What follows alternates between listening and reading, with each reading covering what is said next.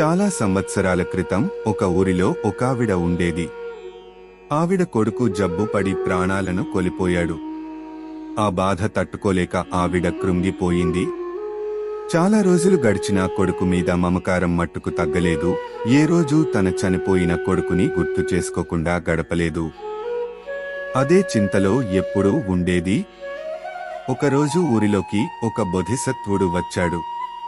అతను చాలా మహిమ గలవాడని, భగవంతునితో అనుసంధానముగలవాడని ఊళ్ళో వాళ్లంతా అనుకుంటుంటే ఆమె విన్నది. కొడుకును మళ్లీ జీవింప చేయగలుగుతాడేమోనని ఆశపడింది. వెళ్లి ఆ బోధిసత్వుడి కాళ్లమీద పడి తన కొడుకుని మళ్లీ తనకు దక్కేలా చేయమని అడిగింది. ఆ బోధిసత్వుడు ఊళ్ళో ఎవ్వరూ మరణించని ఇంటినుంచి గుప్పెడు బియ్యం తీసుకుని రమ్మన్నాడు. మొన్నాడు ఉదయమే లేచి స్నానం చేసి దేవుడికి దీపం పెట్టుకుని ఊళ్ళోకి వెళ్ళింది. ప్రతి ఇంటి వాకిటలోనే నిలుచుని వాళ్ళింట్లో ఎవరైనా మరణించారా అని అడిగింది. ప్రతి ఇంట్లోనూ ఎవరో ఒకరు పోయారు. మొత్తం గ్రామంలో యముడు రాని ఇల్లు ఒక్కటి లేదు.